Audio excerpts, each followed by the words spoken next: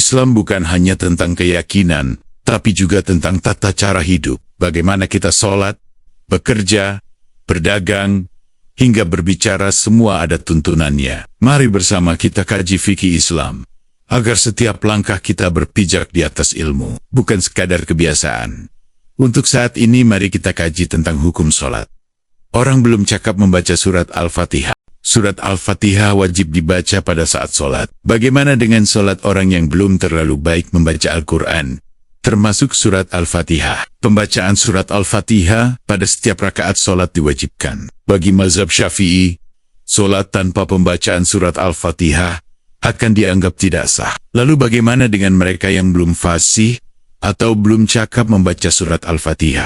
Kami akan mengutip sejumlah pandangan ulama dari mazhab Syafi'i perihal orang yang memiliki keterbatasan dalam kemampuan membaca surat Al-Fatihah atau Al-Quran secara umum. Berikut ini adalah saran Imam An-Nawawi dalam karyanya Kitab At-Tibyan, yang artinya orang yang tidak mampu membaca surat Al-Fatihah dalam semua kondisi itu dapat membaca penggantinya. Ia dapat membaca surat lain dalam Al-Quran sebanyak huruf dalam surat Al-Fatihah. Adapun orang yang tidak terlalu baik dalam membaca Al-Quran dapat membaca lafaz zikir sebanyak huruf dalam surat Al-Fatihah, yaitu tasbih, tahlil, dan sejenis keduanya. Kalau juga tidak cakap membaca zikir, ia dianjurkan berdiam dengan durasi pembacaan surat Al-Fatihah. Lalu ia melakukan rukuk.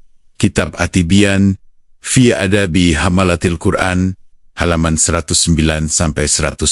Syekh Syarbini Al-Khatib menyarankan orang yang tidak cakap membaca surat Al-Fatihah untuk membaca 7 ayat lain dalam Al-Quran sebagai pengganti surat Al-Fatihah dengan jumlah huruf yang minimal setara dengan surat Al-Fatihah. Yang artinya kalau seseorang tidak mampu membaca surat Al-Fatihah seutuhnya karena ketiadaan guru yang mengajar, mushaf, atau uzur lainnya, maka ia dapat membaca 7 ayat Al-Quran. Jumlah ayat pada surat Al-Fatihah, sekalipun ayat dari surat berbeda, yang jumlah hurufnya tidak kurang dari huruf pada surat Al-Fatihah. Kitab Al-Iqna fi Hali Al-Wazi Abi Syuja, halaman ke-134.